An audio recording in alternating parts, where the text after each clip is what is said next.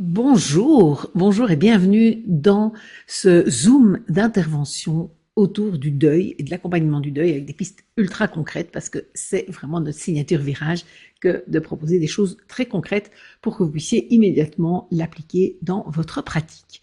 Alors, on va d'abord voir en introduction un peu ce que c'est que le deuil et on va voir justement que c'est très difficile à définir parce que ça dépend vraiment d'une personne à l'autre.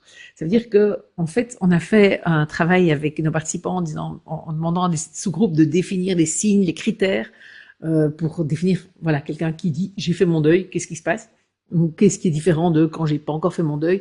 Et en fait, on s'est rendu compte en interrogeant des personnes différentes que les critères sont tout à fait différents, les signaux sont tout à fait différents. Pour certaines personnes, je peux encore être triste et avoir fait mon deuil. Pour d'autres personnes, c'est ne plus être triste, justement, et passer au-delà de la tristesse. Enfin voilà, donc en fait, on réalise que c'est quelque chose de très très souple. Et quand on dit c'est quoi faire son deuil, ben, on va voir qu'il y a une espèce d'échelle qui peut se dessiner au niveau de la tristesse, plus ou moins de tristesse, au niveau de l'énergie, c'est retrouver une certaine énergie. C'est donc aussi une échelle, parce que je pourrais dire, voilà, je dois avoir fait mon deuil, c'est à 10 sur 10 en énergie, puis d'autres personnes vont dire, non, moi j'ai fait mon deuil, mais je manque encore d'énergie, mais le deuil est fait. Et donc, c'est intéressant de voir qu'il y a vraiment des variations. Et donc, quand nous, on va parler du deuil avec nos patients, avec nos coachés, ça va être important de pouvoir vraiment aller chercher là où, pour eux, quels sont leurs critères à eux pour faire leur deuil, et pas dire voilà, nous on doit cocher telle ou telle case, ce qui évidemment ne correspond pas du tout à notre côté non normatif, à toute cette approche non normative de Palo Alto. Alors c'est aussi des actions, ce sont aussi des actions. Pour certaines personnes, faire son deuil, c'est être de nouveau capable de faire ceci, d'aller dans tel endroit, etc. Et puis, c'est aussi des manières de réagir dans telle ou telle situation. Je me dire, j'ai pas encore fait mon deuil parce que je réagis, je suis à vif quand on parle de ça, etc. Et puis, il y a cette image de cicatrisation qu'on aime beaucoup, parce que évidemment, cicatriser, c'est différent pour chacun. On peut garder des cicatrices qui font mal, il y a des cicatrices qui ne font plus mal, il y a des cicatrices qui sont marquées, des cicatrices qui disparaissent, et on n'a pas la même cicatrice, je dirais, avec le deuil, si on fait le deuil d'un enfant, que si on fait le deuil d'un ex-petit copain. Donc les deux sont un travail de deuil, les deux c'est quelque chose qui nous manque, quelque chose qui a disparu, quelque chose qui n'est plus là et pour lequel on doit travailler à une acceptation, mais ce n'est pas du tout la même cicatrisation, puisqu'on va garder pour le deuil d'un enfant évidemment quelque chose qui fait mal, alors que pour l'ex-petit copain, on peut se retrouver un jour à en rire et à se dire un de perdu et toute ma vie sauvée, quoi, en gros. Donc, on a vraiment de grosses différences dans ce qui peut être attendu comme cicatrisation. Et puis, ben voilà, je viens de citer deux types de deuil et en fait, le nombre de deuils est incalculable, enfin de possibilités. Il y a plein de situations qui nous amènent à nous retrouver en deuil. Il y a évidemment la perte d'un être cher, mais on va voir que ça peut être aussi le fait d'avoir perdu un job, ça peut être, voilà, je parlais d'un ex-petit copain, enfin, il y a beaucoup de situations où on doit accepter, traverser une perte, un manque, quelque chose, ou même ça peut être aussi le deuil de quelque chose qu'on n'a pas eu. Mais renoncer, c'est vraiment cette idée de renoncer à quelque chose. Ça peut être renoncer quand j'ai quelque chose qu'on n'a pas eu, pour que ce soit clair. Ça peut être le deuil d'une promotion que j'espérais avoir, le deuil d'un projet que j'espérais construire. Voilà, il y a pas mal de choses qui peuvent faire l'objet d'un deuil. Donc les objets sont très différents. Et donc on va travailler vraiment en sur-mesure. Et j'insiste parce que voilà, autant c'est le cas pour quelque part toutes nos interventions. On est toujours en sur-mesure.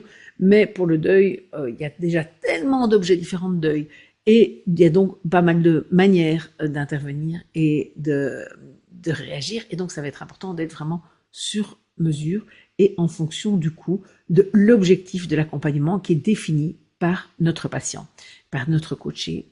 Je parle aussi de coaching, on pourrait se dire bah, c'est que les patients, le deuil c'est quand même un travail clinique, c'est un travail thérapeutique, mais en coaching aussi on se retrouve, comme je le disais tout à l'heure, à faire le deuil d'une promotion que j'ai pas eue, à faire le deuil d'un ancien boulot, à faire le deuil d'un manager que j'adorais, etc.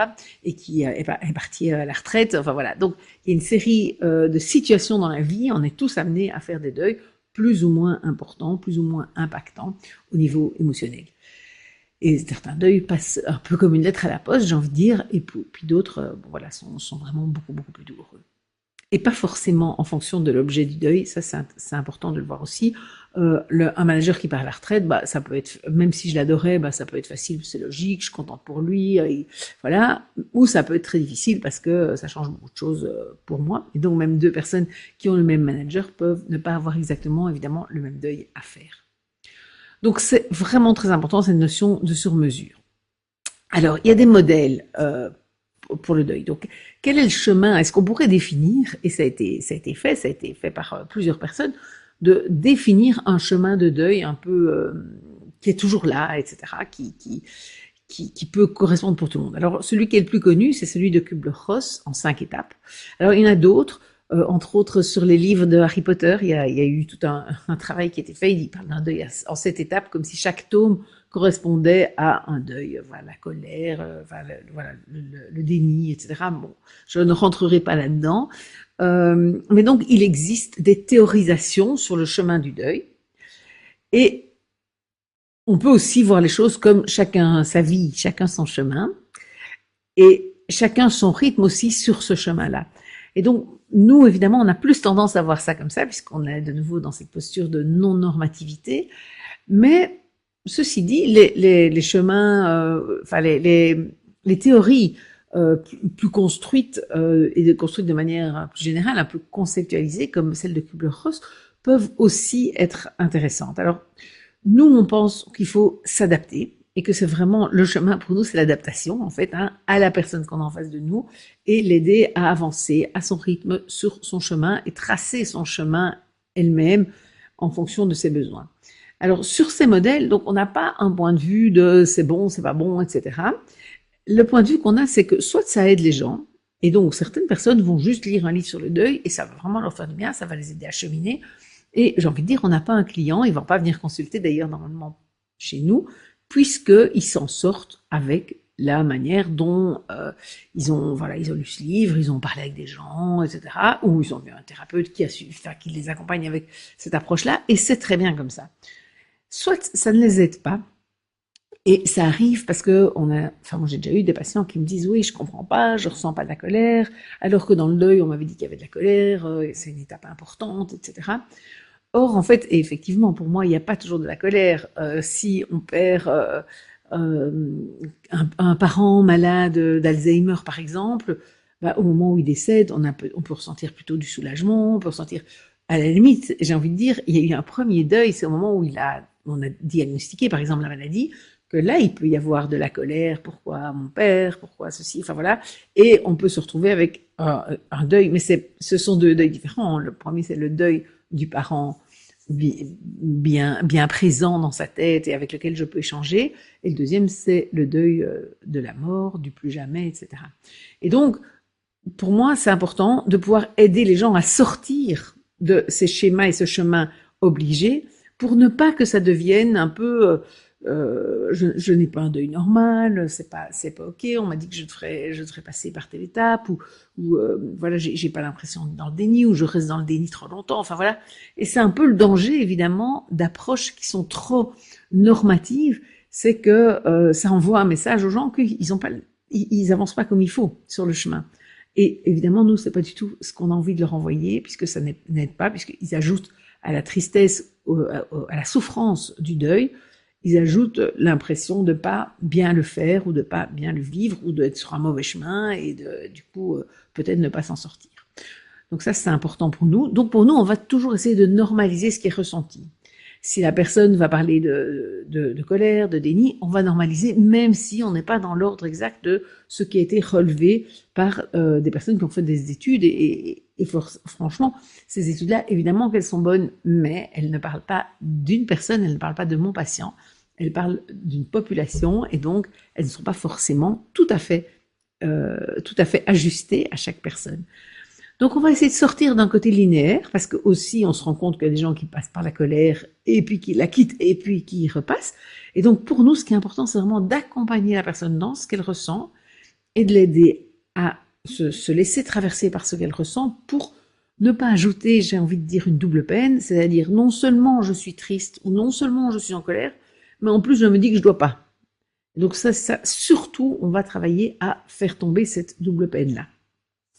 Et évidemment, sortir de « je devrais ressentir ça », je me sens coupable de ne pas me sentir coupable, par exemple, des choses comme ça. Soit le patient ne connaît pas ce genre de protocole, enfin ce genre de schéma, des étapes, des 5 étapes, etc. Et donc, parfois, on va l'utiliser parce que ça va être intéressant. Pour nous, on est toujours dans notre logique de 180 degrés. Si ça peut aider le 180 degrés, ça peut être un recadrage, en fait. Si la personne a la colère, on peut lui dire, ben, regardez, c'est une étape, en fait, obligée du deuil, c'est normal que vous passiez par là. Et ça peut être apaisant pour la personne de se dire qu'au fond, c'est logique, c'est légitime, et ce qu'elle ressent est juste, et donc, de nouveau, plutôt que de lutter contre ce qu'elle ressent, elle va travailler à l'accepter. Et donc, pour nous, c'est vraiment intéressant de se dire, et c'est comme ça dans beaucoup de domaines, bon là on est sur le deuil, mais les modèles qui ont été construits par des recherches complètement scientifiques et tout à fait reconnues, j'ai envie de dire, nous on les utilise à partir du moment où elles entrent dans la logique du 180 degrés et où ça aide la personne du coup à débloquer, à sortir de ces cercles vicieux où elle est par ailleurs, ou quand elle arrive chez nous. Voilà ce qu'on fait de ces modèles-là. Alors, entrons un peu plus dans le vif du sujet que le client. Vous savez que pour appliquer le modèle de Palo Alto, si vous ne le savez pas, alors je vous encourage à revoir une des conférences, il y en a des offertes sur YouTube et tout ça pour essayer de comprendre le modèle avant d'aller plus loin peut-être dans cette approche-ci, enfin dans ce module-ci. Il faut qu'on ait un client. Il faut qu'on ait quelqu'un qui souffre, qui demande de l'aide, qui a fait des choses pour en sortir et qui essaye encore d'autres choses. Alors du coup, pour le deuil, il peut se poser la question du client.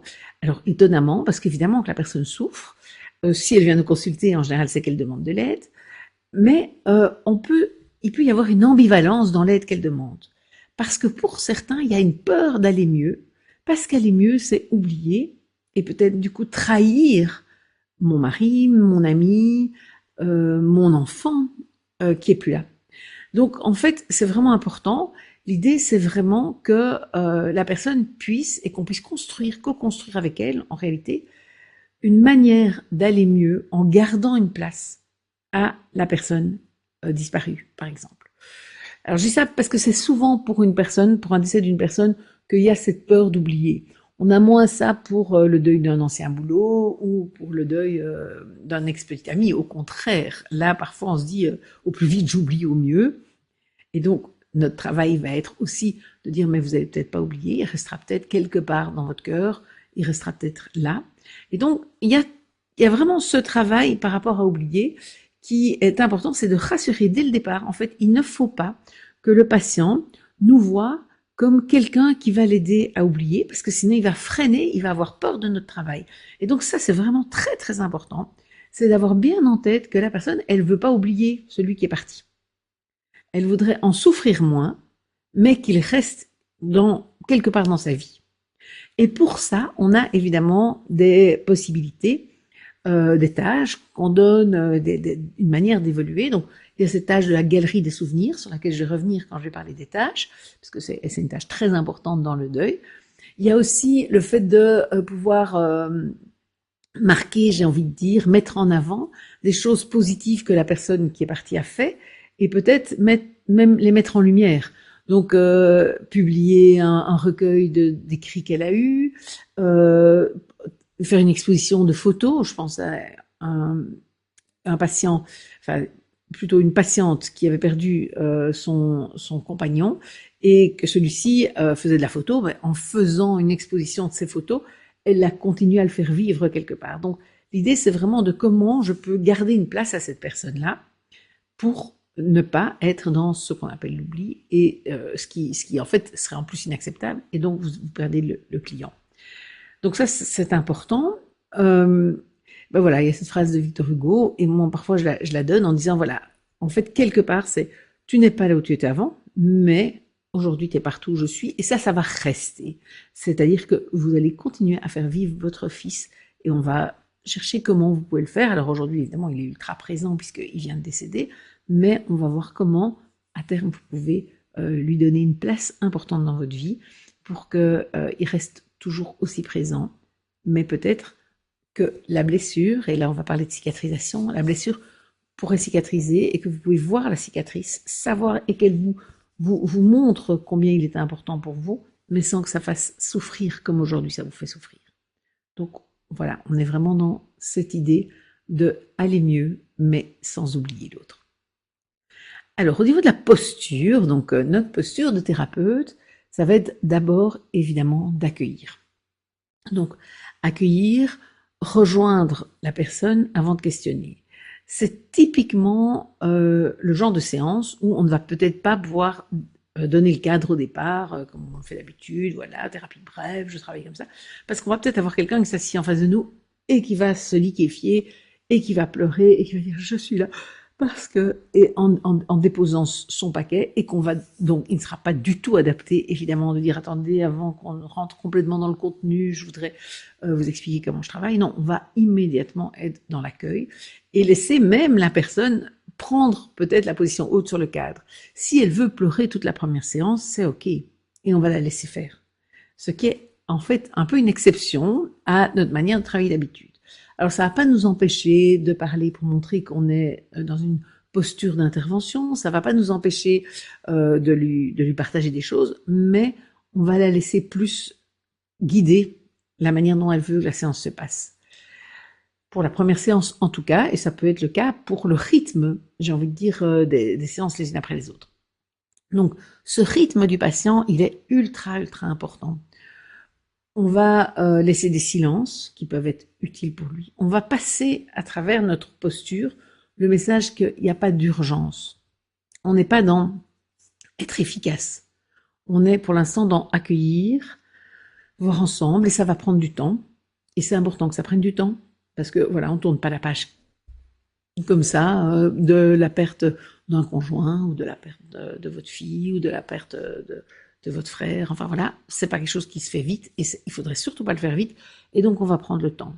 Et s'il y a si vous pleurez, il y a de la tristesse, c'est quelque chose qui est tellement juste maintenant, que surtout, allez-y, laissez-la venir. Et donc ça, c'est vraiment une posture importante, c'est de laisser la place pour la personne. Donc vraiment, vraiment très important. Et bon, comme je disais, voilà, la personne peut être en position haute, c'est parfois le patient. Et puis, donc, à travers toute notre posture, et je viens de le faire de la manière dont j'ai parlé pour la tristesse, c'est normal d'aller mal. Il faut que ça transperce à travers toute notre posture. Justement dans le rythme, mais aussi dans les mots, puisque c'est au-delà des mots, mais les mots quand même aussi. Et donc, vraiment, c'est important que la personne entende, je comprends tellement, c'est tellement dur ce que vous vivez, effectivement, vous ne pouvez pas être bien pour le moment. Vous venez me voir, ça fait seulement 15 jours, c'est impossible que vous soyez bien. Je serais même inquiet si vous étiez en forme, alors que, et je pensais à une patiente que j'ai vue il y a quelques jours, qui a perdu une amie, donc une jeune de 18 ans qui a perdu une amie, et ça, le décès remontait à une semaine, la maman avait insisté pour avoir une séance rapidement, ce que j'ai accepté, mais le premier mouvement, c'est de dire, et même je l'avais dit à la maman au téléphone, c'est normal d'aller mal.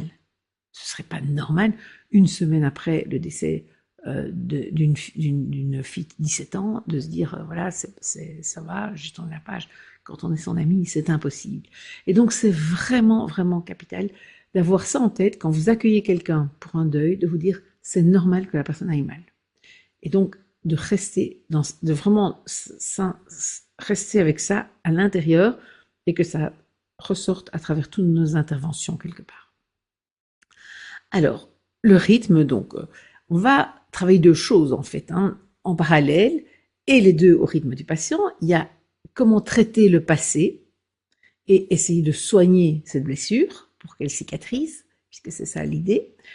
Et puis, il y a comment préparer le futur, parce qu'il va falloir continuer avec le manque, avec l'absence, avec le renoncement à ce boulot que je voulais, etc. Et donc, on va travailler les deux niveaux. Évidemment, on va d'abord commencer par le passé, c'est ce qui va d'abord sortir, la tristesse, etc. Mais il y a quand même souvent comment je vais pouvoir vivre avec ça. Et ça peut venir quand même très vite à certains moments. Et donc, on va avoir ça en tête aussi. Et dans nos interventions, on va aussi se dire, voilà, de quoi vous auriez besoin, comment serait votre vie. Alors, en définissant l'objectif, hein, cette question importante de l'objectif, où on dit, ben voilà, imaginons, on s'est vu pendant 6 mois, et dans 6 mois, vous vous dites, j'ai bien fait de venir voir cette thérapeute. Qu'est-ce qui serait différent dans votre vie à ce moment-là?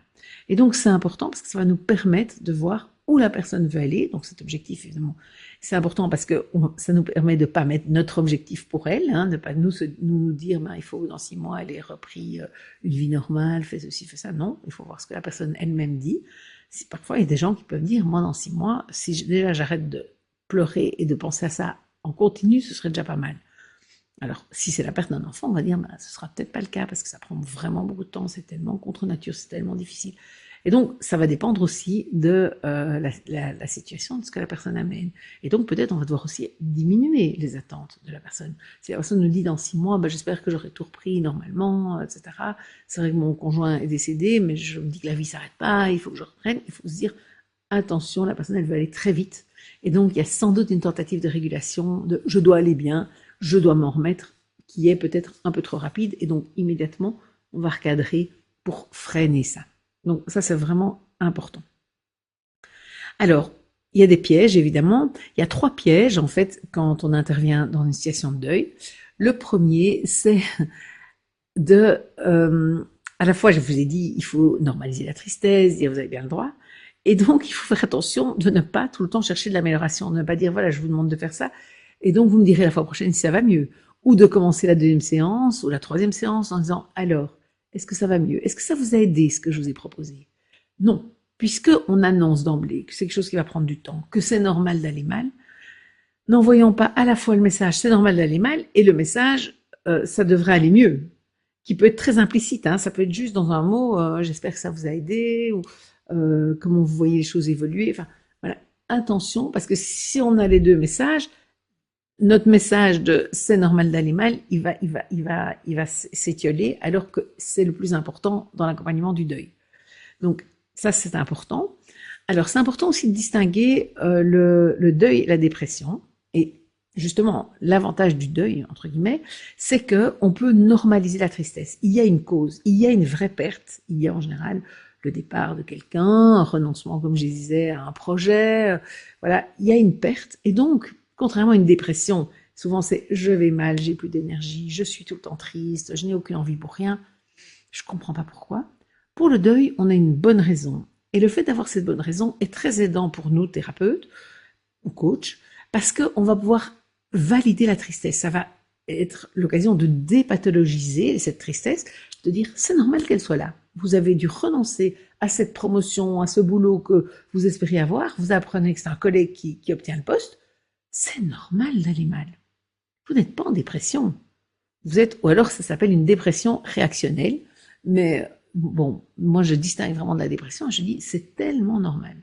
Mais du coup, effectivement, le piège, c'est de venir avec des implicites que ça devrait aller mieux, ça devrait évoluer, que depuis qu'on se voit, comment est-ce que vous sentez, etc. On aurait envie, évidemment, nous, comme thérapeutes, de se sentir utile et donc d'avoir des retours de ça va mieux, merci, vous m'aidez beaucoup. Mais nous, on ne va pas poser la question. Si ça vient, c'est très bien, mais nous, on ne va pas poser la question. Le deuxième piège, c'est d'essayer de se protéger de nos propres émotions, de se dire, moi je suis le pro et je vais pas trop montrer que je ressens quoi que ce soit, et donc je cache les choses, etc. Je cache en fait ce que je ressens. Au contraire, en fait, utilisez ce que vous ressentez. Au contraire, si on se laisse déborder, qu'on pleure avec la personne parce qu'elle a perdu son enfant dans des circonstances super dures, ben laissons les larmes sortir. Parce qu'évidemment que ça vient. On est soi-même maman, ou bien on fait un lien avec quelqu'un qu'on connaît. Voilà, on a peur que ça nous arrive. Voilà, quelqu'un qui a perdu sa sœur dans un attentat. Je pense à une patiente. Ben, on a peur que ça nous arrive. Enfin voilà. Donc on a des émotions qui viennent, et en fait, il faut qu'on les laisse venir, parce que si on les bloque, d'abord, on est en train de faire exactement ce qu'on veut que notre patient ne fasse pas, puisque souvent les patients, face à la tristesse, c'est vrai que je ne l'ai pas dit, mais c'est pour moi tellement logique, mais je vais quand même le dire, souvent face à la tristesse, évidemment, les patients ont tendance à essayer de ne pas la ressentir. C'est une émotion qui est quand même pas très agréable, donc tout le monde, quand on a une émotion comme la tristesse, on se dit, allez, sois fort, on essaye de ne pas la ressentir, mais parfois elle nous submerge, souvent elle nous submerge. Et donc, quand soi-même comme thérapeute, si on fait exactement la même chose, ça n'a pas de sens, alors qu'on dit aux patients, c'est normal d'être triste, prenez le temps, etc. Et puis que nous, on fait le contraire, c'est pas très intéressant. Et donc, c'est plus intéressant de pouvoir dire, métacommuniquer, en disant, voilà, quand je vous entends, en fait, effectivement, je trouve que c'est terrible, je comprends comment vous êtes mal. C'est tellement normal d'être mal. Donc, on rejoint le fait de normaliser, et donc on peut se laisser ressentir les choses. On témoigne, j'ai envie de dire, dans la vraie vie, de combien c'est dur, et donc on valide ce que eux peuvent ressentir, et c'est justement ce qu'on cherche à faire la plupart du temps. Et puis il y a aussi l'autre pan qui est plus d'essayer de les rejoindre tellement qu'on va dire oui c'est hyper difficile, etc. Et ça peut être très dur pour la personne aussi, parce que on peut aller trop loin. J'ai une maman qui m'expliquait que quand elle avait perdu sa fille, quelqu'un lui avait dit oh, c'est le pire qui puisse arriver, et elle s'était dit ah, mais me dire ça me fait encore plus de mal en fait. Alors que la personne, et ça elle en convenait tout à fait, voulait l'aider, voulait la soutenir, etc. Mais et on sait bien combien c'est difficile de trouver les bons mots, donc je n'ai pas aucun jugement par rapport à ça. Et pour d'autres parents d'ailleurs, moi j'ai déjà entendu des parents me dire c'est le pire qui puisse arriver, et quand on dit oui c'est le pire, ça les aide, ça les réconforte. Je suis tellement mal, mais j'ai eu le pire, donc évidemment que je suis mal, j'ai le droit. Et donc c'est difficile, on va devoir constamment calibrer par rapport à ce qu'on ressent, être juste par rapport à ce qu'on ressent, pas dire c'est hyper difficile, vous avez perdu votre job et c'est hyper difficile et je réagis de la même manière qu'un père un enfant, non. Ça doit être juste par rapport à ce que je ressens moi, de la difficulté, de la souffrance, mais ça doit aussi être adapté à la personne que j'ai évidemment en face de moi. Donc ça c'était pour la posture. Alors, qu'est-ce qui se passe en fait, Il y a une perte qui survient, et donc, évidemment, cette perte engendre en général de la tristesse. Ça, c'est à peu près toujours le cas dans un deuil. Après, il y a des émotions qui peuvent être, on va en parler en plus, il peut y avoir de la colère, il peut y avoir de la culpabilité, il peut y avoir de la peur, enfin voilà, plein de choses. Mais la tristesse, en général, elle est toujours là. Donc, il se passe cette perte dans le monde et je ressens cette tristesse. Alors, en plus de cette tristesse, évidemment, il va y avoir des facteurs aggravants. Et les facteurs aggravants, ils peuvent dépendre de notre vision du monde. Puisque, en fait, ce qui se passe, c'est que quand il y a un deuil, il se passe un truc qui fait un clash entre notre vision du monde. Je m'attendais à avoir cette promotion, je m'attendais à ce que mon enfant vive au-delà de 5 ans, et voilà, il y a un accident qui est arrivé, il est décédé. Je m'attendais à ce que mon couple fonctionne et mon conjoint me quitte. Je m'attendais, voilà. Et donc, il y a un clash entre ce qui m'arrive du monde et ma vision du monde. Il y a quelque chose qui se passe et c'est un drame, en quelque sorte, pour la personne à ce moment-là. Et donc, il peut y avoir de la colère qui s'ajoute en disant « ça n'est pas juste ». L'injustice, on le sait bien, génère de la colère. Et donc, on peut vraiment avoir la personne qui se dit « mais donc, en plus de la tristesse, de la perte, du fait que j'ai pas cette promotion, par exemple, il y a en plus, ça n'est pas juste ce qui se passe, parce que dans ma vision du monde, c'était une évidence qu'elle était pour moi. Ou bien je perds mon enfant, évidemment, et dans ma vision du monde, un enfant, et enfin, je la partage bien évidemment, est fait pour grandir et vivre beaucoup plus longtemps que 5 ans ou 15 ans, enfin voilà, l'âge où j'ai perdu mon enfant. Et donc, j'ai une colère qui me dit, mais c'est pas juste, pourquoi moi, pourquoi ça nous arrive, etc. Donc ça, c'est une première chose, c'est que notre vision du monde peut ajouter des facteurs de souffrance. Et puis le contexte aussi. Le contexte peut donner de l'espoir. Donner de l'espoir, par exemple, voilà, mon copain m'a quitté. Je pense à une de mes patientes actuelles. Son copain l'a quitté et elle garde un espèce d'espoir. Et donc, elle regarde ses posts sur les réseaux sociaux, etc. Et elle s'accroche à ça pour se dire, ah, mais là, il est tout seul, etc. Et donc, ça génère des attentes, en fait. Et évidemment, ces attentes qui vont être déçues vont ajouter de la souffrance à la première souffrance qui est déjà il m'a quitté, mais en plus je suis constamment déçue. Ou bien mon copain m'a quitté, il m'envoie encore parfois un message, mais sur les réseaux sociaux je le vois avec quelqu'un d'autre. Et donc chaque fois j'ai et j'ajoute à la souffrance de la séparation, de la perte, j'ajoute encore la déception des attentes. Et bien évidemment, notre vision du monde peut aussi générer des attentes, parce que même si le contexte n'en génère pas, nous, on peut encore s'en créer. Et bien évidemment, le contexte peut, dans ses réactions, ajouter de la colère. Donc, je suis licenciée et en plus, j'apprends que ils ont mis à ma place telle personne, j'apprends que ils m'ont complètement critiqué auprès de tel ou tel collègue qui me l'ont rapporté, etc. Et donc, j'ajoute de la colère au fait d'avoir perdu mon boulot, qui est déjà dur parce que j'aimais ce boulot-là, par exemple. Donc, il faudra prendre en compte ces facteurs aggravants, en fait, de souffrance. Alors, comment est-ce qu'on va travailler? Donc, c'est important, évidemment. Qu'est-ce qu'on explore? On va d'abord explorer, et même si on ne voulait pas les explorer, en général, elles viennent spontanément, les émotions. Et on va non seulement les explorer, mais on va les rejoindre, évidemment. On ne va pas juste questionner sur les émotions, on va vraiment essayer de les rejoindre. On va explorer les attentes par rapport à la vie. Donc, qu'est-ce que la personne souhaite? Et donc, je parlais tout à l'heure de l'objectif et de dire, voilà, dans 6 mois, vous êtes venu me voir, vous souhaitez quoi? Et puis, on va peut-être devoir les recadrer. Donc, on va devoir explorer ça. Quelles sont les attentes de la personne? Est-ce qu'il n'y a pas des attentes magiques? Est-ce qu'il n'y a pas une idéalisation de choses possibles, etc. Des utopies, voilà le mot que je cherchais.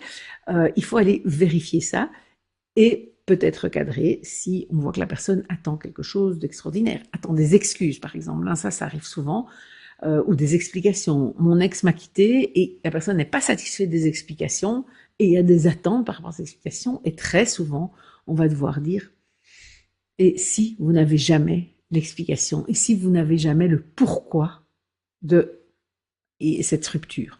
Parce que même s'il y a des pourquoi qui sont donnés, la personne se dit non, mais c'est pas possible, c'est pas juste ça, c'est pas. Et donc, on va devoir travailler sur ces attentes-là. Alors, on va devoir, voilà, ça c'est un exemple, moi, d'image que je montre, par exemple, quand il y a des attentes d'une femme, de la femme parfaite ou de l'homme parfait. Hein. Les deux images existent, je vous rassure.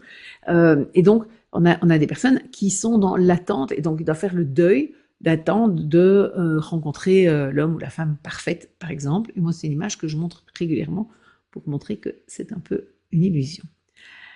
On va aussi explorer la vision du monde pour la rejoindre, parce que c'est important que la personne se sente évidemment reconnue dans ses croyances, etc. Et pour l'utiliser et la recadrer. Donc, quand je parle de croyances, par exemple, pour un deuil d'une personne, moi, je vais toujours questionner ce que la personne pense qu'il y a après la mort.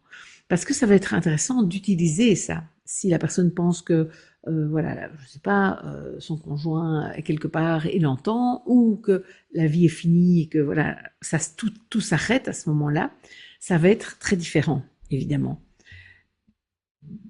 Et donc, on va devoir aller, alors ça c'est plutôt des choses qu'on va utiliser, et puis on va recadrer certaines croyances. Je parle pas de la mort, mais par exemple, je ne peux pas m'en remettre si je n'ai pas justement une explication, par exemple. Mais ça, on va recadrer. C'est possible de s'en remettre sans explication. Et on peut avancer sans savoir pourquoi telle chose s'est passée. On peut prendre des exemples dans la vie. Hein. On peut dire, voilà, dans votre vie, vous avez avancé malgré que votre père a quitté votre mère et que pourquoi est-ce que vous êtes né dans cette famille. Enfin voilà, c'est des questions peut-être vous êtes posées et puis vous avez avancé malgré tout. Alors, on va aussi explorer les interactions, évidemment, par rapport à tout ça. Les interactions par rapport aux émotions, les interactions par rapport aux pensées, les interactions par rapport aux autres, comment les autres réagissent à ce qui m'arrive et comment, du coup, je réagis à ce que les autres me disent, etc. Et est-ce que ça m'aide? Bon, on va le voir plus en profondeur après. Et tout ça, toutes ces interactions-là, on va évidemment les dessiner sur notre mapping pour avoir un dessin, une représentation systémique du problème.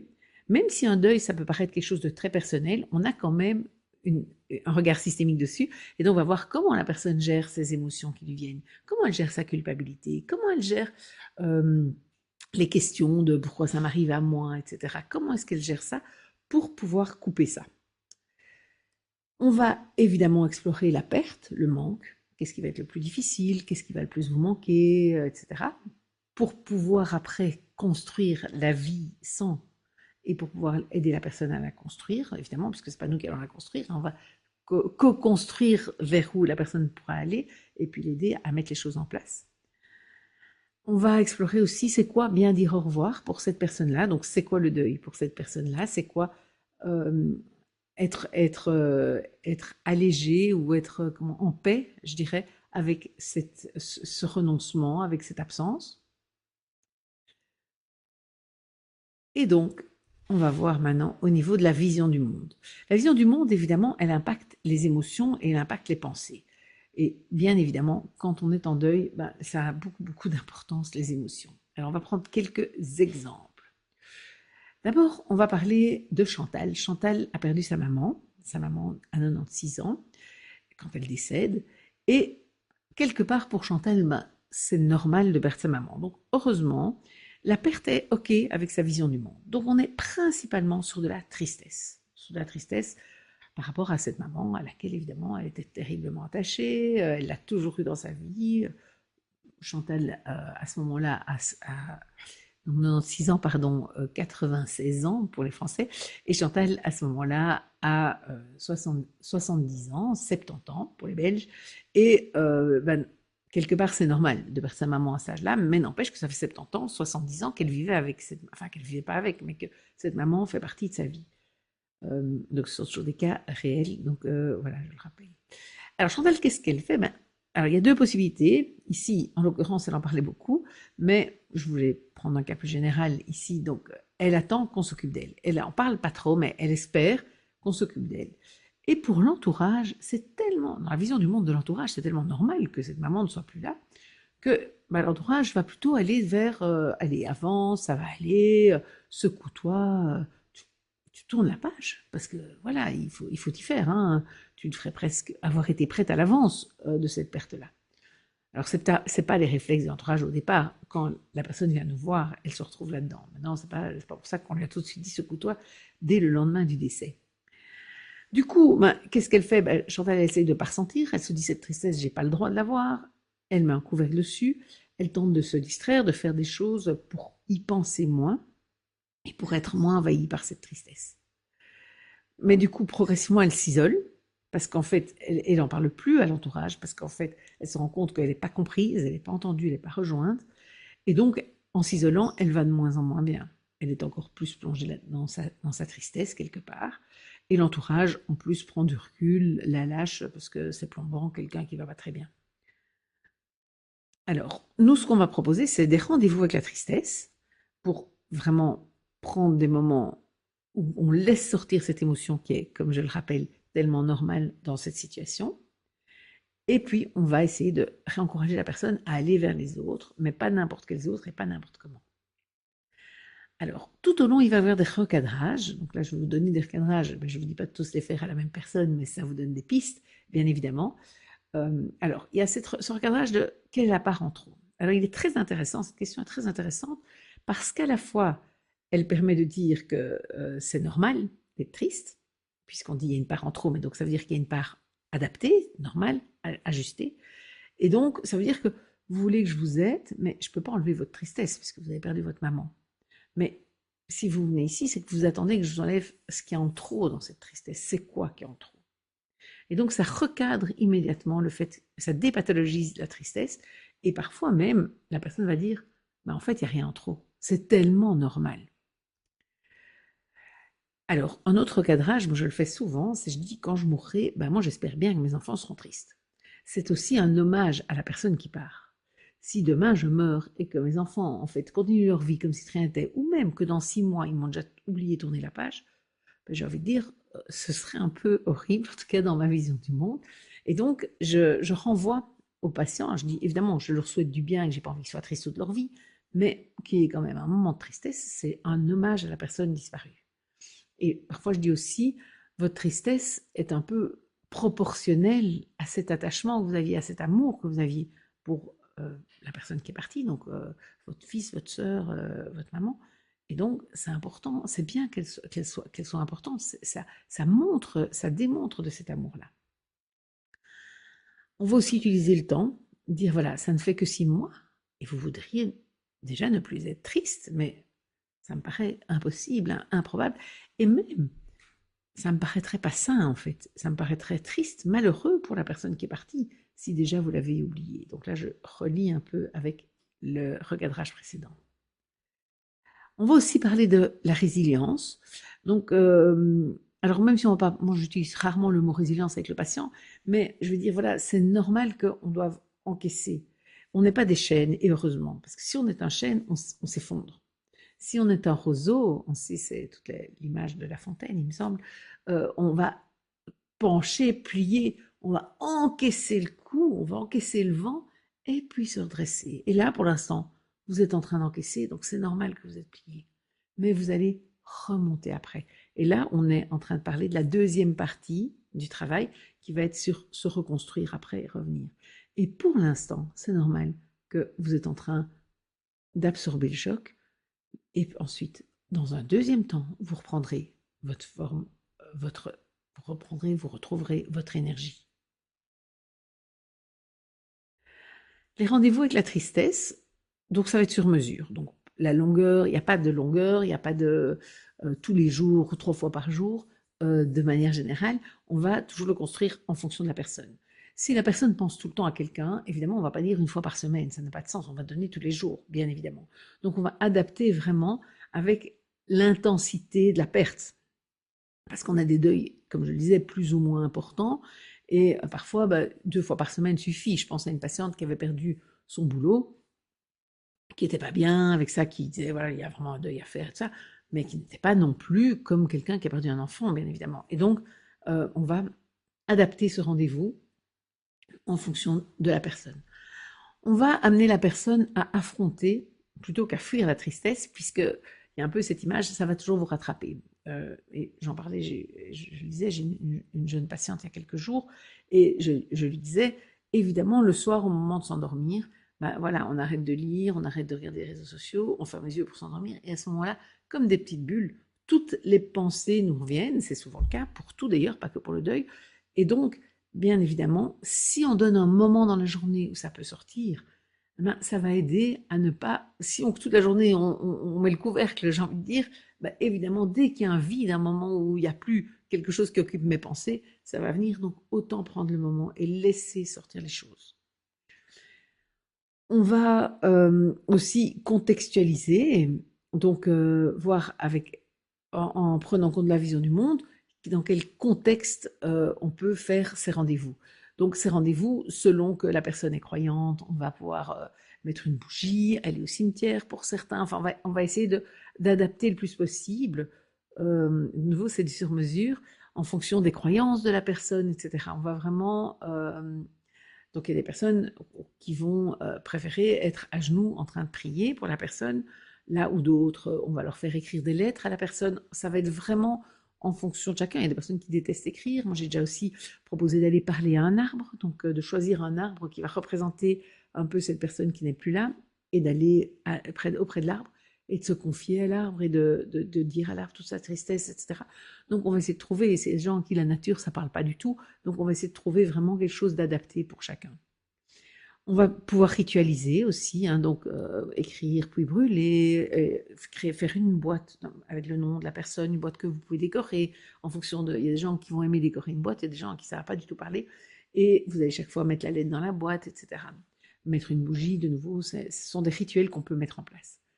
Et puis, on va vraiment essayer d'aider la personne à aller chercher les sensations, observer ce que je ressens, comment je ressens, les pensées qui viennent, les émotions qui viennent, aller à la rencontre. Quelqu'un va me dire, ça me fait un vide immense à l'intérieur. Ok, on va aller observer ce vide. Là, pour l'instant, vous le ressentez, donc en séance, on peut le faire. Et puis, on demandera, je vais vous demander, donc, chaque jour, de prendre un moment, un rendez-vous avec ce vide.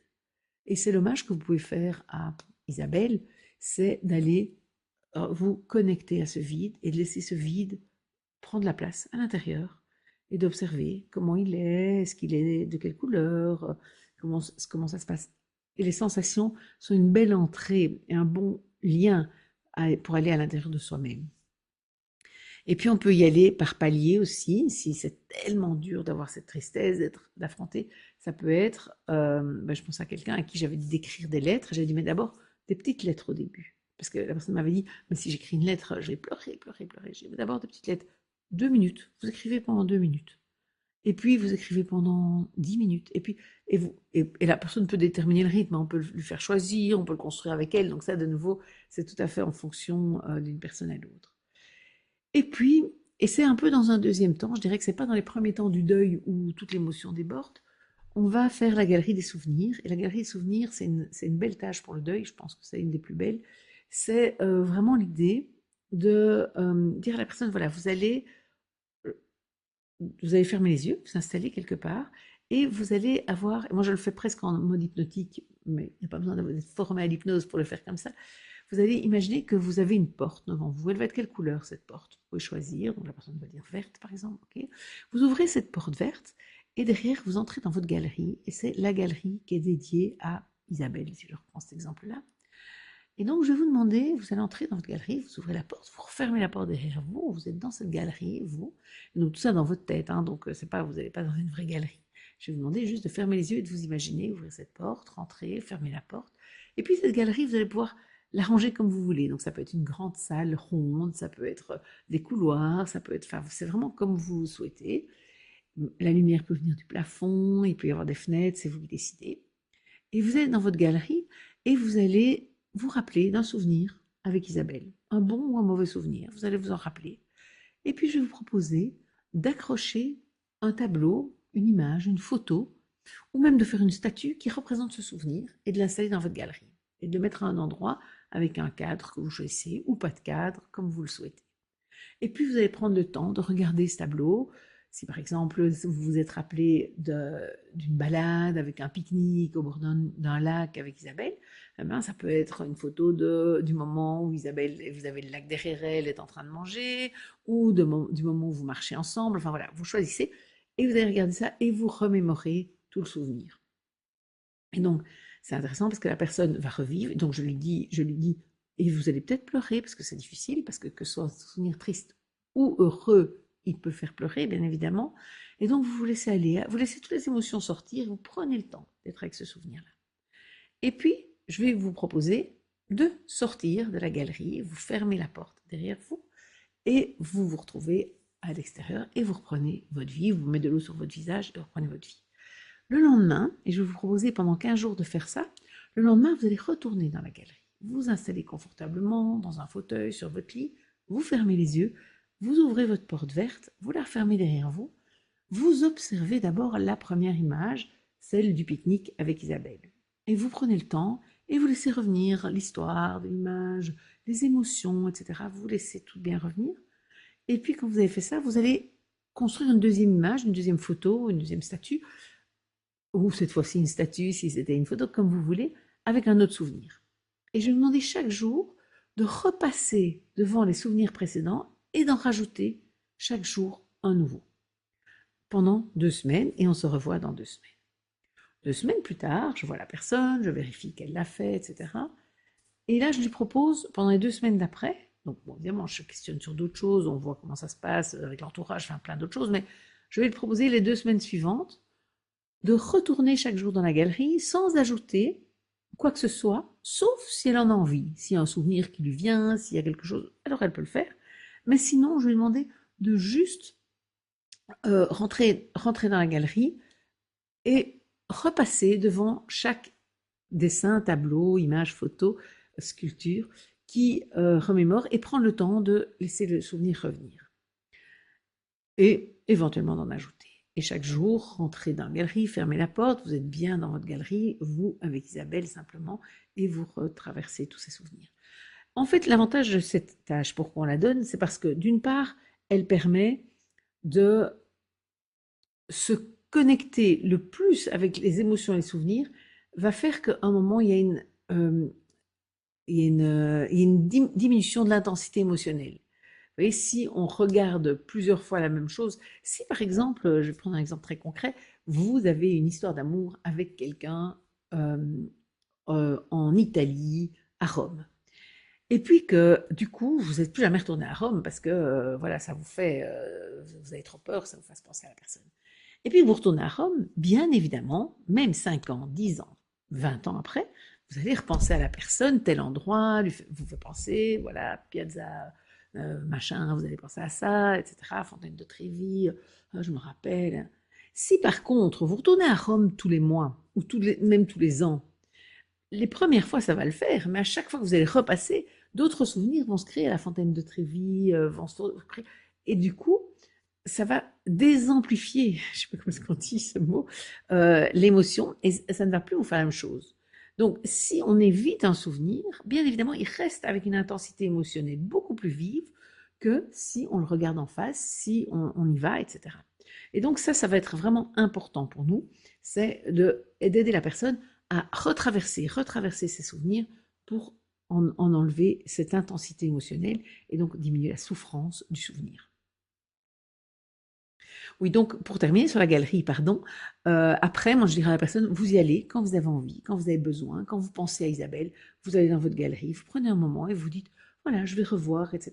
Et donc en plus, et pardon, c'est là que je voulais aussi en venir, en plus du fait que ça diminue l'intensité émotionnelle de ce deuil, c'est que aussi c'est une ressource et c'est un lieu que la personne a construit pour la personne qui est partie. Alors, c'est pas la même chose que, parce que souvent on me dit, oui, mais si la personne fait un album photo, etc. D'abord, c'est beaucoup plus dur d'être confronté à des photos qui ramènent une vérité qui est différente des images qu'on a dans notre tête. Et ça, c'est important, ça fait une autre intensité, une autre douleur. Et donc, pour moi, dans un premier temps, c'est beaucoup moins adapté les photos. Et puis, l'avantage de la galerie, c'est que c'est quelque chose qu'on a tout le temps sur soi. Où que je sois, bah, c'est à l'intérieur de moi. Donc, c'est vraiment, et moi je dis toujours aux gens, vous lui donnez une place à l'intérieur de vous. Et donc ça, je trouve que c'est assez puissant. Et d'ailleurs, souvent, les personnes apprécient beaucoup l'idée de donner une place à l'intérieur d'eux. Alors, aller vers les autres, ben, bien évidemment, on va encourager la personne à aller vers d'autres, mais en testant. En testant, quelque part, les compétences de l'autre. En testant, est-ce que l'autre est adapté? Telle personne, en fait, quand je lui parle de ma maman qui est décédée, si je reprends l'exemple ici de Chantal, ça me fait pas du tout du bien, parce que sa réaction me fait pas du bien, parce que sa manière d'en parler, parce que sa manière de vouloir que j'aille bien, parce que, ou au contraire, de dire oh, comme c'est triste, ça me fait plutôt du mal. Donc, il faut tester et choisir les personnes. Par contre, une personne qui peut-être n'est pas adaptée, n'est pas adéquate pour parler de sa maman, peut être super pour aller au cinéma et passer une soirée où je parle pas de ma maman et où je fais d'autres choses et où c'est une bonne soirée que je passe. Et donc, il faut choisir un peu en fonction des compétences des autres. Et puis, il faut aussi adapter nos attentes et n'est pas espérer trouver la personne, parce que c'est souvent le cas, qui trouve à la fois les mots, qui a la juste posture, qui est là quand il faut et pas quand il faut pas, qui nous convient. Ça n'existe pas. Et donc, on va aussi devoir, sans travail avec le patient, de diminuer les attentes par rapport aux autres. Et c'est pour ça que c'est important de développer ses propres ressources par rapport à ça. Quand j'y pense, plutôt que parler, c'est plus intéressant d'aller dans ma galerie, parce que ma galerie, elle m'appartient, il n'y a que moi qui la gère. Et puis aussi, on va encourager les patients à exprimer leurs besoins aux autres.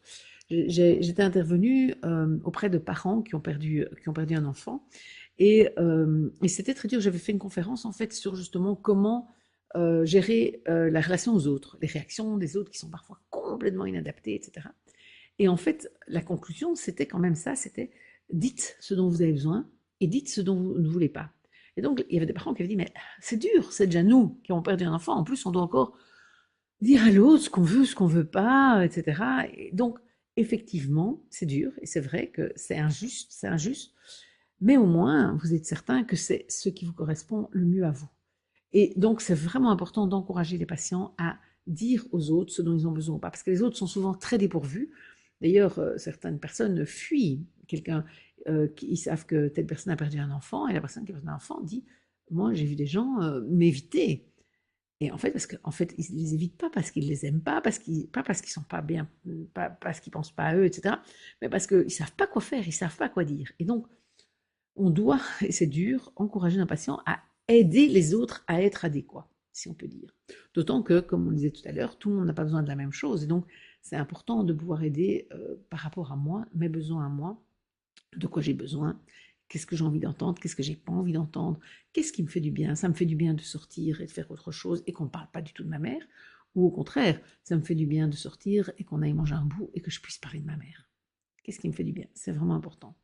Et du coup, parfois, notre travail aussi comme thérapeute, c'est d'aider la personne, et c'est justement en testant, etc., à savoir ce qui lui fait du bien. C'est pas toujours si clair.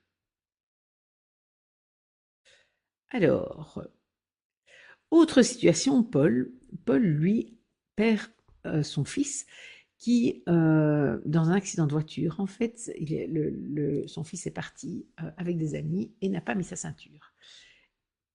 Et donc, il y a de la tristesse, de la colère contre l'ami qui conduisait, mais aussi de la culpabilité de se dire, est-ce que j'ai pas assez insisté depuis qu'il est petit pour qu'il mette sa ceinture. Enfin, pourtant, j'ai l'impression d'avoir insisté, mais bon, il y a évidemment, et c'est inévitable quand on vit ça, de se poser des questions sur comment j'ai mal fait, et si j'avais plutôt fait ça, et si je lui avais pas permis de partir, et si, on a envie de refaire le monde, puisque ce qui se passe est inacceptable pour Paul. Comme Chantal, Paul en parle à son entourage, mais on peut aussi avoir un Paul qui en parle peu et qui attend que les autres soient présents, etc. La problématique, justement, et ça va être comme Chantal par rapport aux autres, c'est de pouvoir dire ce dont il a besoin plutôt que d'attendre des autres ou d'en parler et puis d'avoir les autres qui finalement lui disent allez, ça va aller, secoue-toi, fais des choses, tu vas passer au-dessus. Et parfois même, et c'est extrêmement douloureux à entendre pour des personnes qui vivent un deuil d'un enfant, par exemple, tu vas tourner la page, ou à un moment tu y penseras moins. Mais ils veulent pas y penser moins, comme on le disait au début. Et donc ça, c'est important, nous comme thérapeutes en tout cas, de ne pas tomber là-dedans. Alors Paul, avec ses et si, ces questions sans réponse, il les rumine. Parfois, il essaye de ne pas y penser, ou bien au contraire, il essaye de répondre. Et il fait les scénarios. Et si je lui avais dit ça, et si on n'avait pas permis que, et s'il n'avait pas rencontré cet ami-là, etc. Et évidemment, l'entourage, à un moment, de nouveau, lâche, si ça dure trop longtemps, si ça va pas bien. Moi, je ne vous dis pas que tous les entourages sont en train de lâcher, je parle de personnes qui peuvent venir consulter, qu'on a eu en séance. Donc, avec Paul, on va retrouver le rendez-vous, non pas seulement avec la tristesse, mais avec toutes les émotions. On va retrouver l'idée d'aller vers les autres, et puis on va aussi travailler autour des ruminations pour essayer de soit les bloquer, si Paul rentre dans des scénarios et essaye de répondre aux questions de manière infinie, soit au contraire, leur donner une place s'il essaye de les chasser. Donc, de nouveau, c'est toujours la même chose avec Palo Alto, ça dépendra évidemment de la tentative de régulation mise en place par Paul. Alors, voilà. Alors, aussi, on peut avoir Paul qui cherche une réparation. On peut avoir Paul qui, parce qu'il est en colère, veut que la personne soit punie, que quelqu'un reconnaisse sa faute, etc. Ça arrive, et là, parfois, alors parfois c'est très bien et c'est très juste, mais parfois c'est peine perdue quelque part, et donc on va devoir travailler, nous, à l'aider à lâcher prise. Alors, par rapport à la colère, donc on peut travailler avec les lettres de colère, puisque c'est des situations où malheureusement la colère ne peut plus réguler. Si je suis fâchée contre mon enfant qui s'est suicidé, si je suis fâchée contre, malheureusement, je ne peux pas faire autre chose que de déverser, de faire sortir ma colère, mais je ne pourrai pas changer les choses dans la vraie vie avec cette colère-là. C'est une colère qui va dans un combat vain, malheureusement. Et donc, si c'est dans un combat vain, on va essayer d'aider Paul à libérer, à faire sortir cette colère. On peut aussi le faire, donc on peut lui faire écrire des lettres à la personne contre qui il est en colère, mais on peut aussi lui faire vivre en séance. Donc ça, avec l'hypnose, mais éventuellement sans l'hypnose, lui faire simplement fermer les yeux et dire, voilà, imaginez que vous l'avez devant vous, qu'est-ce que vous lui dites, et laisser sortir les choses. On peut aussi faire quelque chose, cette énergie de combat. Donc pour certaines personnes, ça va être, je pense à un papa que je connais qui a perdu son fils à cause de l'alcool. C'était pas son fils qui avait trop bu, enfin c'était le conducteur, mais du coup qui a développé, qui s'est investi vraiment à fond dans des combats contre l'alcool au volant, surtout pour les jeunes, etc. Donc en fait, on fait de l'épreuve une ressource. Alors bien évidemment qu'on aurait préféré que ça n'existe pas, mais on peut accompagner aussi, donner du sens. En fait, ça donne du sens au deuil. Et ça, c'est vraiment formidable parce que pour la personne, ça permet de grandir quelque chose et de faire continuer à vivre de nouveau la personne disparue, puisque mon combat existe grâce à lui, en quelque sorte. Et donc là, j'utilise ma colère à bon escient. La culpabilité. Alors la culpabilité, parfois on doit rappeler que c'est la liberté de l'autre et que quand on a un enfant qui a 18 ans et qui ne met pas sa ceinture, c'est sa liberté aussi, qu'on ne peut pas le suivre partout, qu'on peut pas, et qu'il y a quelque chose à accepter de l'ordre de la liberté de l'autre. On peut aussi normaliser le fait qu'on refait 1000 fois le film et que voilà, c'est normal.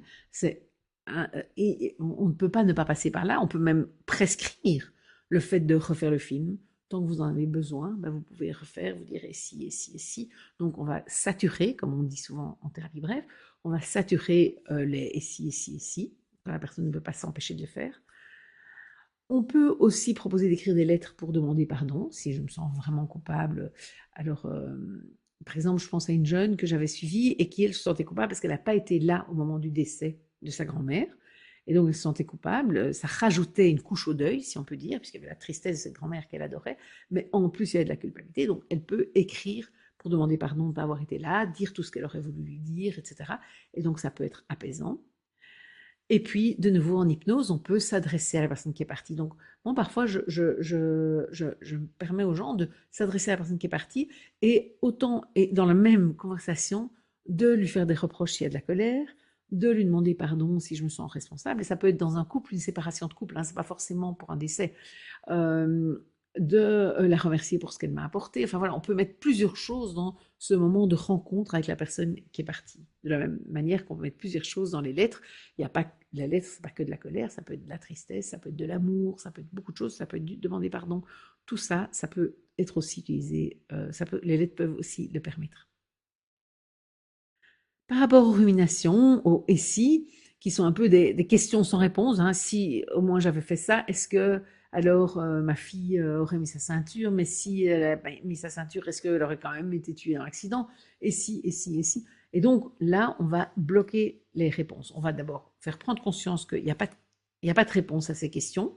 Cette question, qu'est-ce qui serait passé si je lui avais dit de mettre sa ceinture plus souvent? Qu'est-ce qui serait passé si j'avais interdit ce voyage à l'étranger qui ne me plaisait déjà pas tellement, enfin voilà. Et on va amener à bloquer les réponses qui n'existaient pas, prendre conscience qu'elles n'existaient pas, et puis donc, on va dire, chaque fois que vous posez ces questions-là, je vais vous demander de répondre, on ne sait pas. Personne ne le sait. Et donc, bloquer ça. Si la personne ne peut pas bloquer, on peut la faire aller au bout du scénario. Donc parfois, moi je dis, voilà, quand ça vient, vous allez bloquer. Si vous sentez que c'est plus fort que vous, ça continue, alors vous allez prendre 1 heure. Et pendant cette heure, vous allez dérouler ce scénario infini, puisqu'il n'y a pas de réponse. Vous allez laisser venir, venir, venir, et vous ferez ça 1 heure. Et la fois prochaine, si une fois l'heure finie, vous arrêtez, et 3 minutes après, le ici revient, vous avez à nouveau le choix, vous bloquez, ou vous êtes reparti d'aller au bout du scénario. Et puis, on peut faire des rendez-vous avec les pensées pour leur donner une place, surtout si la personne, évidemment, lutte contre. Hein, c'est vraiment ça l'idée. Alors, une petite histoire que je vais vous raconter, alors ça, je vais vous la lire parce que je voudrais être juste sur l'histoire et pas me tromper. Donc, enfin, je la connais, je la raconte, mais voilà, ici, comme ça, je vous la donne entière puisque vous serez amené à la raconter, plutôt que de la raconter simplement comme ça. C'est un homme qui se présente un jour au palais du roi Salomon. Donc, l'histoire est tirée, je ne sais pas s'il y en a qui connaissent, du livre des Philofables de Michel Piquemal. Pique comme une pique, et puis mal est tout attaché. Et en fait, un homme se présente auprès du roi Salomon à Jérusalem. Il est hagard, les cheveux en bataille, et il lui dit: Je t'en supplie, grand roi Salomon, aide-moi à quitter cette ville sur le champ. Ah, pourquoi dit le roi Salomon. Parce que ce matin au marché, j'ai croisé Azraël, l'ange de la mort, et il m'a jeté un regard qui m'a glacé le sang. Je suis sûr qu'il est venu pour moi, pour m'emporter. Il veut me prendre. Aide-moi. Commande au vent, demande l'homme au roi Salomon, de m'emporter jusqu'en Inde pour sauver mon âme. Plein de compassion, Salomon commande au vent d'emporter cet homme-là jusqu'en Inde. Et dans l'après-midi, il se rend au marché et il recherche Azraël. Il le reconnaît et il l'interroge et lui dit: Mais pourquoi tu effrayé ce pauvre homme? Tu lui as fait si peur qu'il en a quitté la patrie et il s'est réfugié ailleurs. Azraël répond: Cet homme s'est mépris. Je ne l'ai pas regardé avec colère, mais avec étonnement. J'ai reçu l'ordre d'aller le chercher ce soir même en Inde. Et je me suis demandé: mais comment se fait-il qu'il soit au marché aujourd'hui? Il devrait avoir des ailes pour ce soir être en Inde. Voilà, en fait, une histoire qui peut être intéressante pour illustrer, enfin pour recadrer plutôt, recadrer le fait des personnes qui se sentent coupables sur le fait que la mort, en fait, quelque part, quand elle l'a décidé, alors ça dépend aussi des croyances des gens, mais c'est quelque chose, c'est comme si la date était fixée, quoi qu'il arrive, en fait, on n'y échappera pas. Et donc, parce qu'il y a des gens qui espèrent ou qui luttent avec cette idée de j'aurais pu passer à côté, éviter ce deuil, ce décès. Et donc, cette histoire peut être un recadrage intéressant. Alors, on a encore un dernier point. Donc, le contexte qui nourrit l'espoir à certains moments. Et l'espoir, on sait qu'il fait vivre ou il peut tuer à petit feu. Alors, David, donc là on est sur le deuil d'un job. David, en fait, perd un job qu'il adorait. Et donc, évidemment, il a de la tristesse de ne plus avoir ce job et de la colère. Il trouve ça injuste et il a une attente de récupérer ce job. Il se dit, je pourrais le récupérer, il faut que je me batte, il faut que je bouge, etc. Et donc, il se mobilise pour essayer de réaliser cette attente, de conclure, de concrétiser. Et l'entourage qui lui dit de lâcher, il a l'impression de ne pas être compris, personne ne le comprend, parce que les gens lui disent, mais tu ne vas pas la récupérer, ça ne va pas être possible, etc. Et donc, l'entourage s'épuise et s'éloigne, donc ce qui est souvent le cas dans les deuils. Alors, ce n'est pas le cas dans les deuils simples, hein, je le redis, on n'a pas un entourage, mais on a quand même dans les deuils qui durent, quand les gens ne lâchent pas, l'entourage s'épuise, quand la personne ne parle que de la personne disparue, etc. L'entourage s'épuise, on a l'impression de ne pas pouvoir aider, de rien pouvoir faire, et à un moment donné, l'entourage n'est plus là. Alors, il y a une espèce de but conscient, donc vous voyez, on représente le but conscient par cette flèche au-dessus du mapping, de je dois absolument, quoi qu'il arrive, récupérer ce job. Alors, comment on travaille là? Bon, on va, par rapport à ces attentes, il y a une attente évidemment de retour à la situation passée, il veut récupérer ce job, je l'ai déjà dit. Il y a une attente de reconnaissance d'un statut de victime, qui n'est pas toujours une évidence pour les autres en fait. Et puis il y a une attente de justice et que le boulot va reconnaître tout d'un coup qu'ils se sont trompés, qu'ils ont fait une erreur, qu'ils vont revenir vers lui, ou que au moins les autres collègues, par exemple, vont se battre pour lui, enfin des choses comme ça, ce qui n'est évidemment pas non plus toujours le cas dans la réalité, enfin qui est rarement le cas. Donc les tâches qu'on va donner, en fait la première qu'on va donner surtout, je dirais, c'est une alternative stratégique pour permettre à notre ami de choisir et de se positionner quelque part entre continuer, voilà, soit vous pouvez continuer à souffrir, à vous battre, à être constamment déçu, mais on voit que vous avez déjà fait ça n'a rien changé, donc il faut, soit vous continuez encore à vous battre parce que vous gardez cet espoir qui fait vivre, mais qui en même temps pour moi vous fait souffrir et vous maintient dans cette situation douloureuse, soit, et c'est extrêmement difficile, vous allez devoir lâcher, renoncer à ce job. Et on peut travailler ensemble pour faire ce deuil et pour avancer autrement. Et ça peut être une tâche, enfin ça doit même presque être une tâche, parce que je ne trouve pas que c'est une question qui se résout comme ça en un entretien, c'est plutôt quelque chose à réfléchir, je vais demander d'ici à la fois prochaine, à réfléchir ce qui vous paraît le plus juste pour vous, le mieux pour vous en fait. Ça c'est une première chose. Lister les attentes, alors lister les attentes c'est toujours intéressant, moi souvent je dis voilà, idéalement, ce serait quoi? Retrouver le job, et puis ensemble, donc moi je donne la tâche de lister les attentes, et puis après je vais dire voilà, maintenant on va voir ensemble lesquelles sont réalistes et lesquelles ne le sont pas. Puisqu'on sait que ça c'était l'idéal, ben, tout n'est pas ok, l'idéal n'existe pas, jamais vous aurez, voilà, donc à quoi vous allez renoncer? Et donc ça va amener la personne, ça va recadrer la personne par rapport à des attentes qui ne sont pas réalistes. Alors, dans les réalistes, on va pouvoir trier, parce qu'il y a des attentes réalistes sur lesquelles j'ai du pouvoir, et puis celles sur lesquelles j'en ai pas.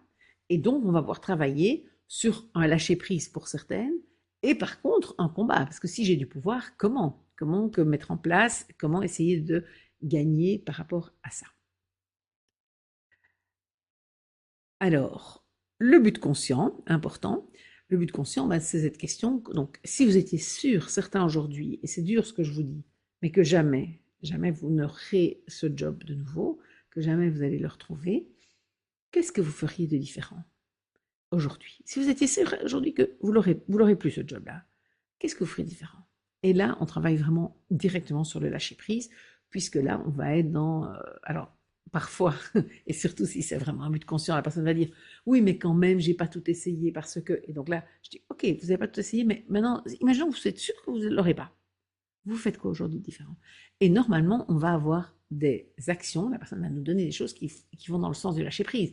Par exemple, ben, du coup, aujourd'hui, si j'étais certain, je chercherais un autre job. Parce que pour l'instant, je ne me bouge pas. Ou si j'étais certain, ben, je pense que je partirais en voyage pour faire une coupure, puisque j'ai quand même reçu de l'argent pour mon préavis. Je ferai une coupure. Enfin voilà. Mais là, la personne est dans le combat, dans le combat, dans le combat. Et quand c'est un combat vain, ben, évidemment, notre travail va être de l'aider à lâcher ce combat, qui fait de nouveau une double peine, parce qu'il y a déjà la peine d'avoir perdu le job, mais en plus, je m'épuise dans un truc où je perds sans cesse. Donc, il y a un double deuil à ce moment-là, puisqu'il y a le deuil du job et le deuil de gagner ce combat.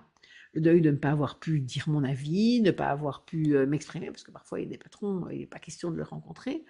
Le patron, c'est les RH qui licencient, mais voilà, c'est pas les RH qui ont décidé, mais c'est comme ça, et j'ai même pas l'occasion de dire, de ne pas avoir pu me venger, de ne pas avoir pu remettre de la justice quelque part. Et puis aussi de ne pas avoir pu pardonner, parce que jamais je pourrais pardonner, etc. Ben voilà, je vais rester avec ça. Et donc, on peut remettre du dialogue aussi à travers de nouveau des lettres à écrire, le fait de parler à la personne qui est pas là, mais en séance. C'est toutes des manières de sortir des choses, évidemment, tout en devant faire le deuil, que bah, non, la personne ne va pas l'entendre vraiment, que je ne pourrais pas me venger, etc. Donc, c'est important parce que ce sont évidemment toutes des situations qui aggravent, qui rajoutent de la peine à la peine, de la souffrance à la souffrance. En conclusion, donc, on va vraiment aller en permanence dans le sens de normaliser les émotions. C'est la priorité. Et on va valoriser n'importe quelle réaction comme positive. Donc, si la personne dit j'ai beaucoup pleuré, on va dire c'est bien, ça sort. Si la personne dit je pleure pas du tout, on va dire ben, c'est bien, pour l'instant vous donnez le change parce que c'est votre manière de fonctionner, c'est important pour vous. Ça viendra quand ça viendra, il n'y a pas d'urgence pour pleurer. Certaines personnes ne pleurent jamais et pourtant font leur deuil. Et donc, on va valoriser comme positif. On va faire de l'intervention utilisationnelle, comme disait Milton Erickson, c'est-à-dire que tout ce qui est amené par le patient va être utilisé pour aller dans le sens de l'aider vers un apaisement. Donc, on va parler de la blessure qui va cicatriser. Ça, moi, cette métaphore de la blessure, j'utilise beaucoup, beaucoup. Donc, j'en ai pas reparlé ici, parce que je me dis que pour certains, vous l'avez déjà entendu, mais je vais quand même l'expliquer. Donc, souvent, moi, je vais dire, voilà, vous avez une blessure qui est là. C'est ce départ de votre mère, voilà. Et en fait, si vous essayez, pour les personnes qui essayent d'aller trop vite bien, on va dire, bah, si vous essayez de mettre du sparadrap dessus, etc., elle risque de s'infecter. Donc, il va falloir la nettoyer. Et les rendez-vous avec la tristesse, par exemple, sont une manière de dire, voilà, une fois par jour, un peu comme un grand brûlé, une fois par jour, on enlève les peaux, etc. Et ça fait mal, c'est pas agréable, mais c'est ce qui va sauver sa peau, justement. Ici, je vais vous demander une fois par jour de prendre un moment où vous allez laisser cette tristesse sortir, écrire à votre mère, etc. Et c'est le moment où vous allez nettoyer cette blessure. Après, on remettra un peu le bandage, vous allez continuer à fonctionner, mais demain, vous recommencerez parce que c'est ultra important et que si vous ne faites pas ça, vous n'allez pas aider la cicatrisation. Et nous, ce qu'on essaye ensemble, c'est d'aider la cicatrisation. Je ne peux pas enlever la douleur, mais on peut aider la cicatrisation. Donc ça, c'est vraiment important. Enfin, cette métaphore est vraiment importante. Et puis, ben, on va toujours être avec cette notion de, ça c'est pour les personnes, hein, c'est moins pour un job et de ça, garder une place à cette personne, donner du sens, reprendre le chemin différemment, c'est donner du sens à ce deuil, en faire quelque chose, créer quelque chose comme ce papa qui s'investit dans une association par rapport à l'alcool au volant, c'est en faire quelque chose, c'est avancer de nouveau, différemment, peut-être même mieux, sauf que la cicatrice est là et que de temps en temps elle fait encore mal et que ça on peut pas le nier. Donc c'est important, mais c'est important de garder une place, ça c'est vraiment vraiment très important. Et donc ça depuis le début de l'intervention jusqu'à la fin, ça doit être présent. Voilà, voilà. Mais voilà, je pense que je suis au bout et donc bah, j'espère que ces apports plutôt même, vous auront satisfait et n'hésitez pas à réagir pour qu'on puisse échanger, aller plus loin éventuellement. Voilà, à bientôt.